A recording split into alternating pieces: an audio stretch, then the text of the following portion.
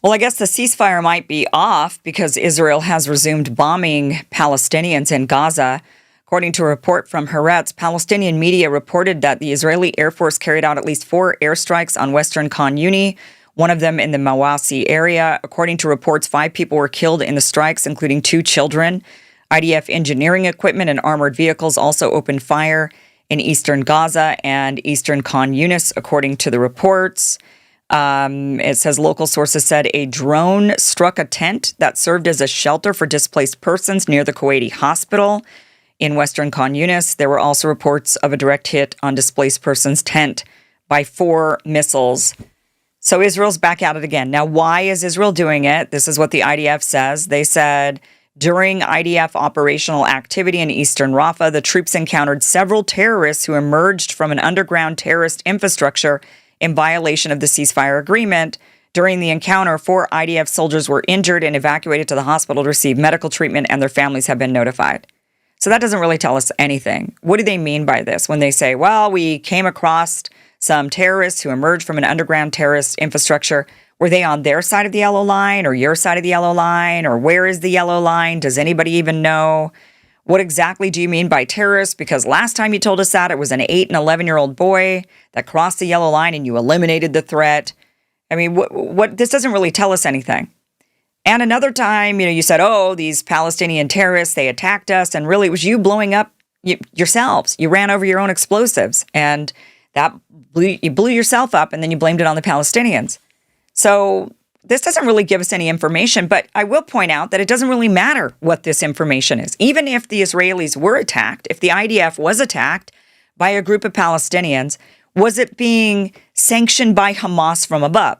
Was it Hamas saying, that's it, we're going to attack IDF soldiers? Or was it a group of rogue people that decided to attack IDF soldiers because they don't agree with the ceasefire? And if that's the case, if it was a group of rogue Hamas fighters and they did attack you, and I would imagine you took them out. I would imagine you killed them. They injured you. You killed them. But then what makes you a horrific monster is the fact that you went and retaliated against the people who were just sitting in their tents in the middle of the night, and that you killed kids in retaliation. This wasn't a self-defense. We're defending ourselves. We got to defeat these people that came and popped up out of a tunnel and attacked us. No, you did that, which we're sure of, plus you decided to retaliate against people in tents and killed 2 kids in the process. That is why the world hates you. Because it's not just about what is fair, what is just. It's about the fact that you go and you retaliate and take it out on these people and take it out on kids. And the reports coming out from online are that people in this area that was just attacked by Israel, they got a warning from Israel that we're coming to get you. But they didn't have anywhere to go. They didn't know when the attack was going to happen. They sat there shivering in fear until suddenly they were bombed and blown up. Because that's how the IDF operates. They don't care. They're just retaliating. And it's and they killed kids to retaliate against a couple of rogue actors who, which we don't even know. I'm just giving the Israelis the benefit of the doubt on that one. If it was in fact some Hamas terrorists jumped out of a tunnel and shot at the IDF, yes, they are justified in fighting back and defending themselves, but they are not justified in then going and bombing children as revenge. And that is what we've seen time and time and time again. This is what Netanyahu had to say about it. Well, 2025 is almost over and we're falling into the same trap again, waiting for January 1st to start something new or learn a new skill. But here's the truth. You don't need a new year to make a new start. AI was one of the most in-demand skills of 2025, yet most of us didn't learn it, and that puts us at risk, not just of falling behind, but of being replaced. Well, you still have 45 days to learn AI and step into 2026 as a more skilled, smarter, and employable individual, that too in just 2 days. So let me tell you about the 2-day live AI Mastermind training by Outskill, the world's first AI-focused educational platform happening this Saturday and Sunday, 10 a.m. to 7 p.m. on both days. And the timing is perfect because they have their year-end holiday offer going on, so you can get in absolutely for free instead of the usual $395. Outskill is rated 4.9 out of 5 on Trustpilot, and this 16-hour live experience by them has been attended by more than 10 million worldwide professionals like you across fields like marketing, finance, engineering, and data, mentored directly by AI experts from companies like Microsoft and NVIDIA. And the best part? This training isn't just about learning tools. It's about changing the way you work. You'll learn how to use AI to simplify your daily tasks, build AI agents that plan, create, and automate your workflows, design AI automations that connect tools like Sheets, Notion, and CRMs to save hours, gain ready-to-use AI systems for your job, business, or freelance projects. But learning those skills isn't just enough. The most important part is knowing how to monetize them. Outskills learners have launched AI-powered businesses that even built weekly revenue models worth $4,000 to $5,000. Not just that, you'll receive bonuses worth $5,000, including a prompt Bible, a roadmap to monetize AI, and a personalized AI toolkit builder, only if you attend both days. This Christmas, gift this opportunity to someone who you think could benefit from learning AI, as it could change their career in 2026. Seats are limited. Grab yours now via the link in the description, and also join the WhatsApp community to stay updated before the big blast.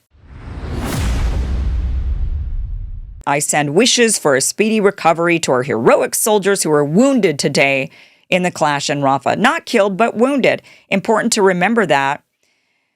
They go on to say, the IDF goes on to say that the Hamas terrorist organization continues to violate the ceasefire agreement and carry out acts of terrorism against our forces.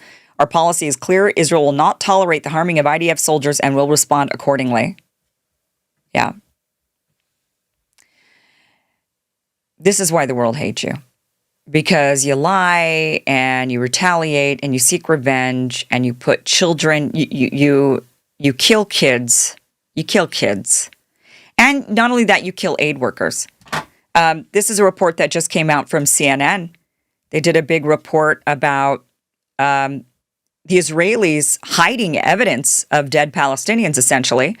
The Hamas Ministry of Health can only declare the number of dead based on the bodies they can actually find and identify. If you can't find the bodies, then you can't actually declare them as dead. They're just missing. And there's actually a lot of missing people still. We've got a number of dead in the conflict, but we have even more people who are missing. Well, CNN has discovered that's because the Israelis have been bulldozing the corpses in unmarked graves, so no one could find them. They're burying the evidence of the number of people they're killing, including groups of aid workers. They've actually buried under the rubble aid workers, trying to hide the evidence that they've been killing aid workers. Very disturbing report coming from CNN. Bulldozed corpses and unmarked graves. CNN investigates the fate of Gaza's missing aid seekers. In this report, they said that they had geolocated several videos that they had access to. And in those videos, they see IDF soldiers from geolocation positions that they were able to geolocate, killing unarmed Palestinians, shooting them in the back. One person was carrying a sack of flour, and they got shot in the back and killed. Another video, they watched people starving Palestinians surrounding an aid truck being shot at. Several of them were killed. Only days later were aid workers able to show up, and aid workers said it was horrific that the bodies had already decomposed. Dogs had eaten parts of the bodies. CNN had also looked at videos where they had found IDF burying bodies in unmarked graves. They spoke to IDF soldiers who admitted that they had done this, saying, yeah, we buried Palestinians and we left the graves unmarked. And all of that points to, why would you do that? You would do that because you're trying to hide the evidence of the number of people you're killing and who you're killing. You want to say, oh, we're just killing Hamas fighters. And meanwhile, you're killing aid workers and children and women, and you don't want people to know that. So what do? You bury them in unmarked graves so no one can find them, so they can't be counted. That's what you do. And CNN, has good for them for actually putting this report out. But it just once again goes to show why the world is against Israel, because we keep seeing this evidence. We see what they're doing tonight, bombing Gazans in revenge. We see them then, this report coming out from CNN where they say, yeah, we saw video of them shooting unarmed people carrying sacks of flour and then burying aid workers under the rubble so they didn't have to take accountability for it. And that is why the world doesn't like Israel. That is why Israel has lost the support of the entire world.